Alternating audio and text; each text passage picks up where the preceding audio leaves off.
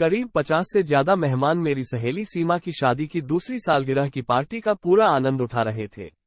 मैंने फ्रेश होने की जरूरत महसूस करी तो हॉल में बनी सीढ़ियां चढ़कर पहली मंजिल पर बने गेस्ट रूम में आ गई। मैं बाथरूम में घुस पाती उससे पहले ही रवि ने तेजी से कमरे में प्रवेश करके मुझे पीछे से अपनी बाहों में भर लिया। मैं बड़ी कठिनाई से अपनी चीख दबा पाए।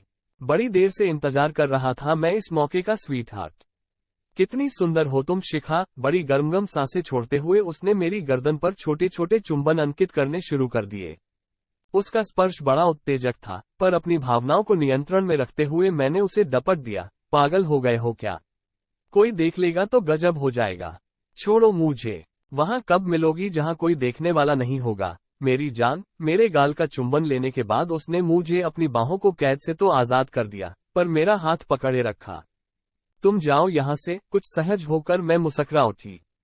पहले अकेले में मिलने का पक्का वादा करो। ऐसी कोई जगह नहीं है जहां हम अकेले मिल सकें। है, बिल्कुल है। कहाँ? मेरे मुंह से अपने आप निकल गया। मेरे घर वाले परसों शहर से बाहर जा रहे हैं। पूरा दिन घर खाली रहेगा।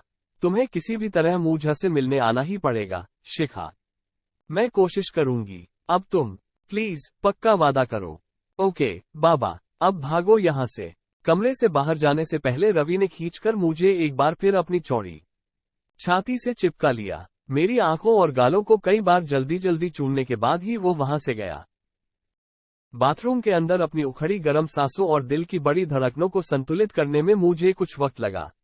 अगर मैं अपनी घर में होती तो रवि के स्पर्श सुख की कल्पना करते हुए जरूर ही फव्वारे के नीचे नहा लेती। इस वक्त वही मेरे दिलो दिमाग पर पूरी तरह से छाया हुआ था। रवि सीमा का देवर है, उससे मेरी अक्सर मुलाकात हो जाती है क्योंकि सीमा के यहाँ हमारा आना जाना बहुत है। मेरे पति अजय भी सीमा के पति नीरज के अच्छे दोस्त बन गए हैं। रवि के पास मनमोहक बातें करने की कला है। मैं बहुत सुंदर हूँ। अक्सर लोगों के मुंह से मैं अपनी प्रशंसा सुनती रहती हूँ, लेकिन जिस खूबसूरत अंदाज में रवि मेरे रंगरूम की तारीफ करता है वो मेरे मन को गुदगुदा जाता है।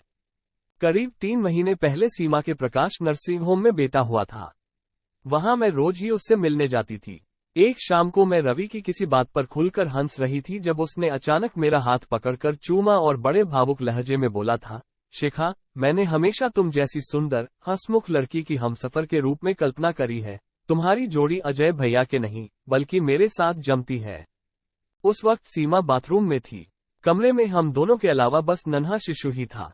रवि ने अजय का जिक्र करके मुझे अंदर तक बेचैन कर दिया था।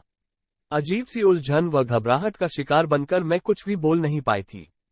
तब उसने मौके का फायदा उठाकर मुझे जल्दी से अपनी बाहों में भरा और मेरे गाल का चुम्मा लेकर शरारती अंदाज में मुस्कुराता हुआ कमरे से बाहर चला गया। उस रात मैं बहुत बेचैन रही। अजय ने मुझे प्यार करना चाहा तो मैंने तेज सिरदर्द का झूठा बहाना बनाकर उन्हें अपने से पहली बार दूर रखा। मुझे उस रात अजय का स्पर्श सुहा ही नहीं रहा था। तुम्हारी जोड़ी अजय भैया के साथ नहीं बल्कि मेरे साथ जमती है। रवि के मुंह से निकला यह वाक्य बार बार मेरे मन में गूंजकर मेरे अंदर तनाव, बेचैनी और असंतोष के भाव गहराता जा रहा था। ये सच्चाई ही है कि अजय शक्ल-सूरत और कदकाठी के हिसाब से मेरे लिए उपयुक्त जीवनसाथी नहीं है। हूर की बगल में लंगूर, कोए की चोंच में अनार की कली जैसे वाक्य कई बार बाहर घूमते हुए हमारे कानों में पड़ते रहे हैं। वरमाला के समय मैंने अपनी सहेलियों की आंखों में जबरदस्त हैरानी व सहानुभूति के मिले जुले भाव देखे थे। मेरी सबसे अच्छी सहेली निशा ने तो अफसोस भरे लहजे में विदा होने से पहले कह भी दिया था, शिखा, तुझे यहाँ शादी करने से इनकार कर देना चाहिए था। वैसे उसे पता था कि मैं चाहकर भी शादी करने से इनकार नहीं कर सकती थी।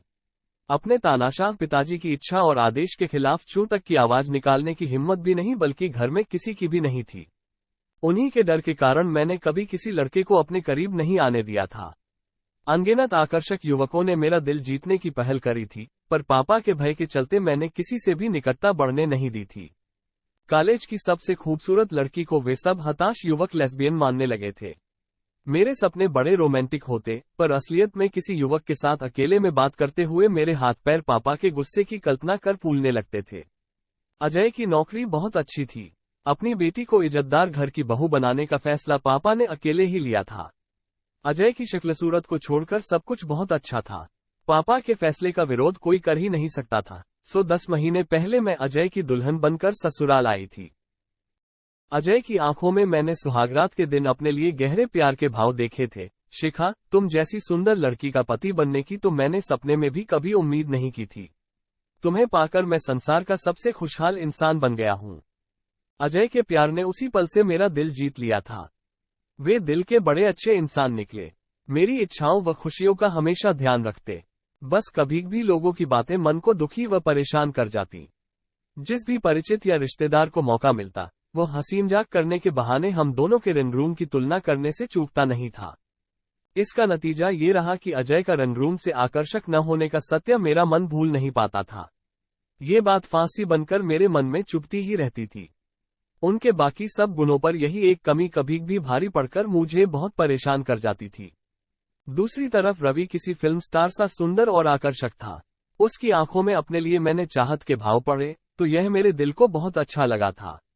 न जाने कब मैं रवि के सपने देखने लगी थी। हमारे मिलने जुलने पर कोई रोक टोक नहीं थी। मैं जब चाहे सीमा से मिलने के बहाने उसके घर जा सकती थी। उसके सास ससुर व पति को कभी रत्ती भर शक हम दोनों पर नहीं हुआ था।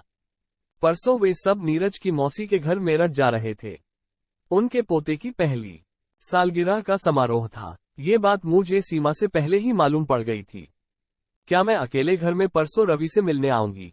अपने मन से मैंने ये सवाल गुसलखाने में कई बार पूछा और मेरे मन की गुदगुदी व उत्तेजना से बड़ी धड़कनों ने हर बार जवाब हाँ में दिया कि वे कब से वहां मौजूद हैं। वैसे जब मैं हॉल से यहाँ गेस्ट रूम में करीब 10 मिनट पहले आई थी, तब मैंने उन्हें हॉल में नहीं देखा था। क्या रवि और मुझे उन्होंने कमरे में साथ साथ देखा है?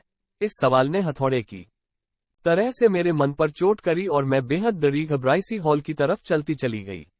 अपने पति का सामना करने की मेरी बिल्कुल हिम्मत नहीं हुई। पार्टी की सारी रौनक और मौजमस्ती इस पल के बाद मेरे लिए बिल्कुल खत्म हो गई।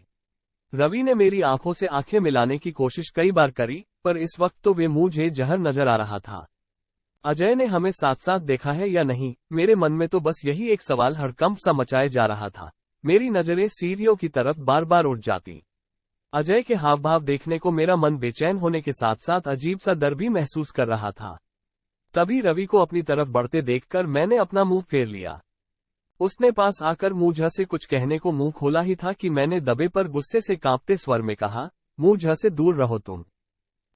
क्या हुआ है शिखा? मेरी ऐसी प्रतिक्रिया देख वो जोर से चौंक पड़ा। मर गई शिखा, बात मत करना तुम कभी मुझ से, उसे यूं चेतावनी देकर मैं अपनी कुछ परिचित महिलाओं की तरफ झटके से चल पड़ी।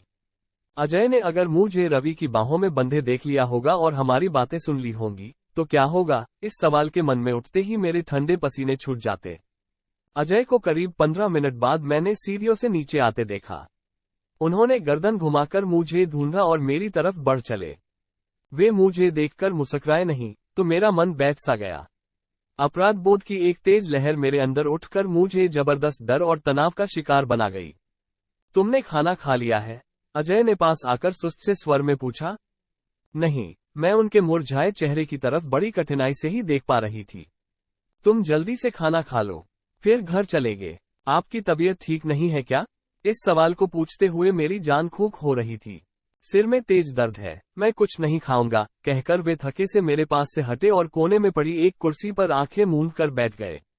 मैंने नाम के लिए अपनी प्लेट में थोड़ा सा खाना परोसा, पर वह भी मेरे गले से नीचे नहीं उतरा। बार बार मेरी नजर अजय की तरफ उठ जाती। वे आंखें मूंदे ही बैठे रहे। उनके मन में क्या चल रहा है, ये जानने को मैं मरी जा रही थी, पर सवाल पूछकर उनके मनोभावों को जानने की हिम्मत मुझमें बिल्कुल नहीं थी। हम दोनों करीब पौने घंटे बाद सीमा और नीरज से विदा लेकर घर लौट आए। मेरे खराब मूड को पहचानकर रवि मेरे निकट नहीं आया, तो मैंने मन ही मन बड़ी राहत महसूस करी। अजय कपड़े बदलकर पलंग पर लेट गए थे। कमरे की रोशनी भी उन्होंने बुझा रखी थी। उनके चेहरे के भावों को न देख पाने के कारण मेरे मन की उलझन, परेशानी और तनाव बढ़ता जा रहा था। मैं सिर दबा दूं, बाम लगा दूं, इन सवालों को अजय से पूछते हुए मुझे अपनी आवाज असहज और बनावटी सी लगी। नहीं, मैंने दर्द के लिए गोली खा ली है, उन्होंने थके से स्वर में जवाब दिया और फिर तकिया मुंह पर रख आगे न बोलने की अपनी इच्छा जाहिर कर दी। अजय ने रवि और मुझे साथ साथ गेस्ट रूम में देखा था या नहीं, ये सस्पेंस मुझे मारे जा रहा था। जब मन सोचता कि उन्होंने मुझे रवि के साथ देखा है, तो मैं अपराध बोध, आत्मग्लानि और शर्मिंदगी के भावों से खुद को जमीन में गड़ता सा महसूस करती।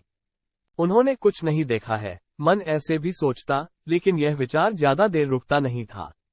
अजय की खामोशी मेरे मन को सब बुरा बुरा ही सोचने में सहायक हो रही थी। अजय को यो तेज सिरदर्द पहले भी हो जाता था। तब मैं बड़े अधिकार से उनका सिर दबा देती थी। उनसे लिपट कर सोने की भी मुझे आदत है, लेकिन उस रात ऐसा कुछ भी करने की हिम्मत मुझ में पैदा नहीं हो सकी। तुम धोखेबाज और चरित्रहीन स्त्री हो। अजय के मुंह से ऐसे शब्दों को सुनने का भय मुझे उनके नजदीक आने से रोक रहा था। वे तो कुछ देर बाद सो गए, पर मेरी आंखों से नींद कोसों दूर थी। मैं अपने को खूब कोस रही थी। बार बार रो पड़ने का दिल करता, कभी अजय से माफी मांगने का दिल करता, पर फिर मैं खुद को रोक लेती। अगर उन्होंने कुछ देखा नहीं, तो बेकार रवि से अपने संबंध की जानकारी उन्हें देना मूर्खतापूर्ण होता। वो सारी रात मैंने करवटें बदलते हुए गुजारी। सुबह मेरे सिर में तेज दर्द हो रहा था। अजय मुझसे सहज होकर वार्तालाप नहीं कर रहे थे। मैं अपने अंदर उनसे आंखें मिलाकर कुछ भी कहने सुनने का साहस नहीं पैदा कर पा रही थी। ऑफिस जाते हुए उन्होंने हमेशा की तरह मुझे गले से नहीं लगाया, तो मेरा ये शक बड़ी हद तक विश्वास में बदल गया कि पिछली रात उन्होंने रवि और मुझे कमरे में बालकनी से जरूर देख लिया था। उन्हें विदा कर मैं शयन कक्ष में आकर पलंग पर गिर पड़ी। रात भर मेरे अंदर पैदा हुए अपराध बोध, तनाव, डर, अनिश्चितता जैसे भावों ने अचानक मुझ पर हावी हो मुझे रुला डाला। मैं खुद से बेहद खफा थी। रवि की बातों के जाल में फंसकर मैंने अपने अच्छे खासे विवाहित जीवन की खुशियां और सुख शांति नष्ट कर ली थी। अजय की नजरों में हमेशा के लिए गिर जाने का एहसास मेरे मन को बुरी तरह कचोट रहा था। शाम को अजय ऑफिस से लौटे तो भी सुस्त और मुरझाए से दिख रहे थे। कुछ वार्तालाप हमारे बीच हुआ, पर उसमें सहज आत्मीयता का अभाव मुझे साफ खल रहा था।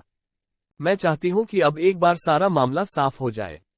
उन्होंने रवि और मुझे साथ साथ देखा है, तो वे मुझे खूब डांटे, मारे और शर्मिंदा करें। दूसरी तरफ वे अगर बालकनी में बाद में आए थे, तो किसी तरह से यह बात मुझे मालूम पड़नी ही चाहिए। तब मैं पूरे आत्मविश्वास के साथ उनके संग अपने संबंध सहज व प्रेमपूर्ण बना लूंगी। इस मामले को लेकर बना सस्पेंस मुझे मारे जा रहा है। अजय की नजरों में मैं चरित्रहीन साबित हो चुकी हूँ। इस बात का अंदेशा भी मुझे मारे शर्म के जमीन में गाड़े दे रहा था। रवि जैसा प्रेमी मेरे जीवन में कभी नहीं आएगा, ये सबक मैंने हमेशा के लिए सीख लिया है। ऐसा गलत कदम उठाना मेरे बस की बात नहीं है। मुझे एहसास हो चुका है कि अपने पति की नजरों में गिरकर जीना जीते जी नर्क भोगने जैसा है। खेल खेल में आपसी प्रेम व विश्वास को खो देने की नौबत मेरे जीवन में फिर कभी नहीं आएगी। अभी तक चैनल को सब्सक्राइब नहीं किया है तो चैनल को सब्सक्राइब करें और वीडियो पसंद आई हो एक लाइक करें वीडियो ताकि सब तक पहुंच सके।